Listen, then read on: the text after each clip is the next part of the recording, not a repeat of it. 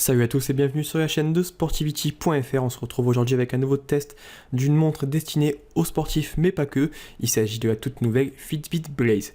Donc la boîte, la voici. On va retrouver une présentation de la montre et quelques petites icônes qui nous présentent rapidement les principales fonctionnalités. Elles seront reprises en détail à l'arrière de la boîte. Sur le côté, on va retrouver une petite bande qui permet de choisir simplement sa taille en venant positionner le poignet, puisqu'on trouve des bracelets en taille S et L. Donc à l'arrière, comme je vous le disais, les différentes caractéristiques qui sont un peu plus détaillées, et sur le côté une seconde photo de la montre qui nous montre un peu son écran couleur. Ce qu'on va faire, c'est qu'on va ouvrir tout ça ensemble, voir un peu ce qu'il y a à l'intérieur de la boîte, et on reviendra bien évidemment ensuite en détail sur les différentes fonctionnalités de la montre. Donc le packaging, on va pouvoir enlever une première couverture sur laquelle je viens de passer, et on retrouve ensuite un coffret avec donc à l'intérieur tout simplement la Fitbit Blaze qui va être bien calée en haut. Donc ici j'ai un peu accéléré parce que j'ai un peu galéré comme vous voyez pour la sortir. Donc on va revenir juste après sur celle-ci. Et elle est accompagnée à l'intérieur ici d'une petite pochette avec tout ce qui va être livret d'utilisation et de garantie. Je passe pas forcément dans les détails. Et on va avoir une petite boîte en plus ici. Alors hop, on enlève le petit scotch pour pouvoir l'ouvrir. Alors il n'y a même pas besoin de couteau en fait. Je m'en suis rendu compte après, mais il suffit tout simplement de venir en fait retirer la petite languette qui est ici, voilà. Et à l'intérieur, on va retrouver le petit chargeur qui va permettre, c'est un petit socle chargeur qui va permettre donc de recharger la batterie interne de la Fitbit Blaze. D'un peu plus près, la Fitbit Blaze, la voici. Donc c'est une montre plutôt fine comme on peut le voir ici, avec un design légèrement rétro qui rappelle un peu les anciennes montres Casio, avec ce design carré et une petite armature en fer autour. Donc on va avoir un cadran qui va pouvoir tout simplement se détacher ici rapidement. Ça sera utile pour pouvoir le charger, je viendrai après juste dans la suite de la vidéo. Et sur le côté, on va retrouver donc 3 boutons, un du côté gauche et 2 du côté droit, qui vont permettre donc de naviguer directement sur les différents menus de la Fitbit Blaze, mais le gros de la navigation, ça se fait ensuite directement via des commandes tactiles, puisque c'est un écran donc tactile, où on va pouvoir passer d'un menu à l'autre en faisant défiler le doigt vers la gauche ou à droite. Le bracelet par défaut, c'est un bracelet en caoutchouc, matériau soft touch, donc c'est plutôt agréable au toucher, et on va avoir des bracelets supplémentaires qui vont être proposés par Fitbit, donc des bracelets en cuir ou des bracelets métalliques. Le système de fermoir, c'est un système de fermeture classique qu'on retrouve sur la plupart des montres, donc ça fonctionne bien, ça se met facilement en place, ça tient bien, rien à dire par rapport à ça, c'est plutôt du bon travail par rapport à certains capteurs d'activité qui eux ont tendance parfois de tomber. À l'arrière du capteur, on retrouve le capteur cardio-fréquence mètre, ainsi que 4 broches qui vont permettre de venir recharger la batterie ensuite pour le Fitbit Blaze. On retrouve également, donc, comme je le disais, la possibilité de changer facilement les bracelets, donc avec un petit système, il suffit de tirer comme ça pour pouvoir les remettre en place facilement ensuite. Donc là encore, ça fonctionne très bien, rien à dire de ce côté-là, le design est plutôt réussi.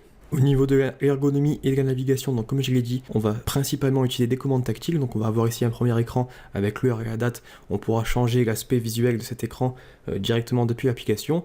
En glissant le doigt vers le haut, on peut accéder aux notifications, et vers le bas, on peut activer ou désactiver ces notifications, mais également gérer directement sa musique en Bluetooth. On va avoir un premier menu ici aujourd'hui qui va permettre donc de visualiser tout ce qui est activité quotidienne, donc je viendrai juste ensuite après. Un menu exercice donc pour le sport, un troisième menu Fit Start, donc ça c'est pour des petits exercices de musculation, un minuteur, la possibilité de mettre en place des alarmes, et enfin une dernière page ici paramètres.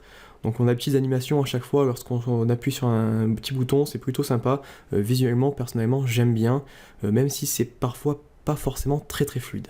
On passe maintenant à tout ce qui va être donc suivi de l'activité quotidienne, mais également du sommeil. Donc ça se passe directement dans l'onglet ici aujourd'hui.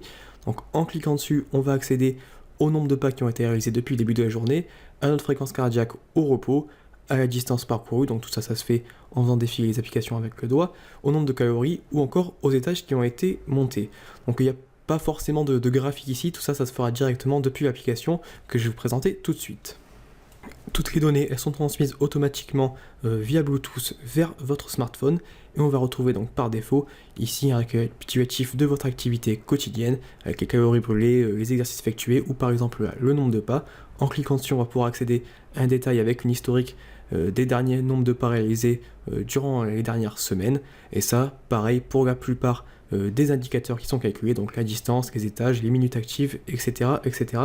Donc c'est plutôt bien fait, l'application est vraiment jolie et plutôt intuitive, il n'y a pas forcément besoin de chercher les informations, tout est affiché, et en cliquant on arrive à des détails et des graphiques et l'historique, et ça fonctionne très bien, rien à dire par rapport à tout ça.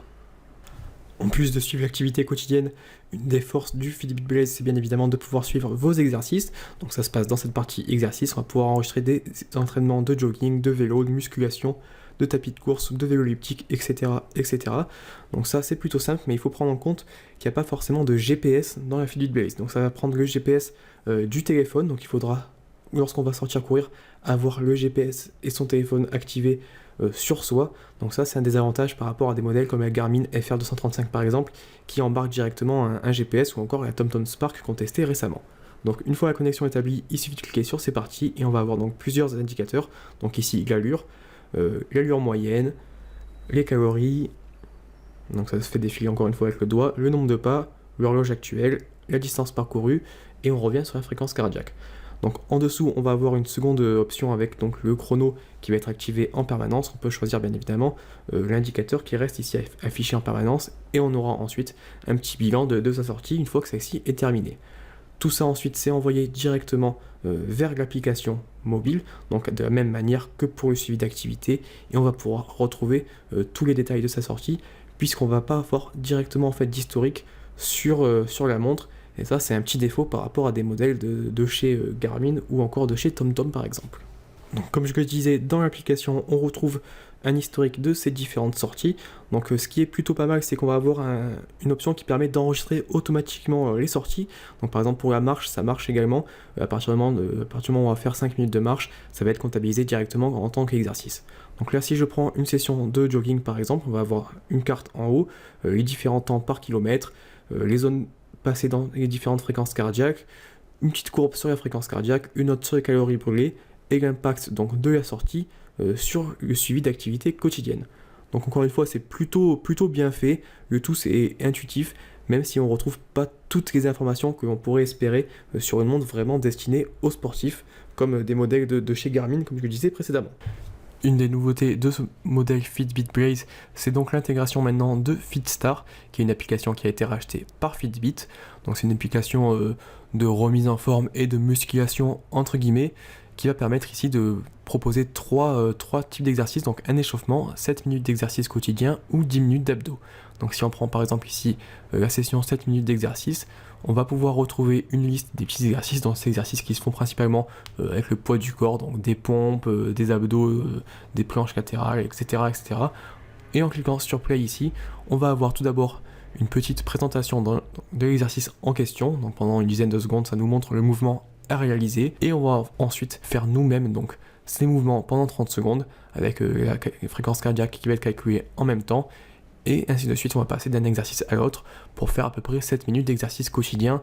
Donc c'est plutôt sympa pour rester en forme, mais le nombre d'exercices il reste relativement faible par rapport à certaines applications qui sont directement disponibles sur smartphone. Et aussi le gros problème, c'est que par rapport à un capteur d'activité comme le Move Now qu'on a testé récemment sur sportivity.fr, ça va pas automatiquement comptabiliser en fait le nombre de répétitions qui vont être faites. Donc ça c'est un peu un défaut, puisqu'il va falloir compter soi-même tout ça, et ensuite par exemple les mettre dans un fichier Excel pour pouvoir avoir vraiment un suivi de sa progression et des différentes sessions qui vont être effectuées. Donc à la fin on va avoir ici un petit récapitulatif avec le nombre de calories brûlées, mais pas forcément d'indication sur les exercices dans les détails. Je passe rapidement également sur la partie smartwatch entre guillemets de cette Fitbit Blaze, puisqu'il est possible de recevoir directement des notifications. Donc ça sera soit des notifications d'appel, soit des notifications de SMS qu'on va pouvoir retrouver directement à l'écran en faisant glisser le doigt vers le haut. Donc ici on a par exemple un exemple de SMS qui a été reçu. Ça se présente sous la forme un peu d'une timeline avec donc tous les SMS qui ont été reçus récemment, qui vont être affichés ici avec un petit bouton pour pouvoir désactiver donc ces notifications. Donc en faisant glisser vers le haut, on peut activer ou pas justement l'intégration des notifications sur l'appareil, mais également gérer tout ce qui va être musique. Donc ça c'est bien, mais ça manque quand même de profondeur, avec aucune possibilité de lire par exemple ses emails, de recevoir ses notifications de Facebook ou d'Instagram par exemple, et donc c'est pas vraiment assez poussé. Dernier petit point concernant l'autonomie et la recharge donc de cette Fitbit Blaze, on va avoir donc ce petit socle ici sur lequel on va pouvoir venir placer donc tout simplement le capteur une fois qu'on l'a retiré de son bracelet. On va mettre les broches donc au bon endroit et il suffit ensuite de fermer le tout pour pouvoir mettre en charge donc le Fitbit Blaze et obtenir à peu près une autonomie de 4 à 6 jours selon l'utilisation et les notifications reçues. Donc c'est plutôt correct niveau autonomie, mais ce système de charge c'est un peu bancal et pas vraiment pratique à mon avis. Un petit câble micro USB généralement c'est plus simple et ça permet également d'utiliser des câbles qu'on a déjà et d'éviter d'en transporter plusieurs en voyage. Voilà pour cette présentation vidéo de la nouvelle Fitbit Blaze qui accompagne donc notre test complet sur sportivity.fr. C'est donc un produit qui se positionne un peu entre une montre GPS destinée aux sportifs et une smartwatch. Donc c'est plutôt bizarre comme positionnement puisqu'au final la Fitbit Blaze peut pas vraiment se considérer comme une montre GPS puisqu'elle a besoin d'un smartphone pour pouvoir fonctionner et suivre son allure et sa distance. Et à côté de ça, au niveau des notifications, ça reste encore limité puisque seulement destiné à recevoir les notifications d'appels et de SMS, mais pas forcément des emails. Tout ça pour un prix qui tourne aux alentours des 250 €. Ça rend le produit difficile vraiment à recommander à tout le monde, mais il pourra par contre être vraiment intéressant pour les débutants, notamment grâce à l'intégration de FitStar, au suivi d'activités ou encore à la gestion des différents exercices sportifs. Donc n'hésitez pas à vous abonner à notre chaîne si vous voulez en savoir plus. Vous pouvez également poser vos questions dans les commentaires et je vous rappelle que le test complet est disponible sur sportivity.fr.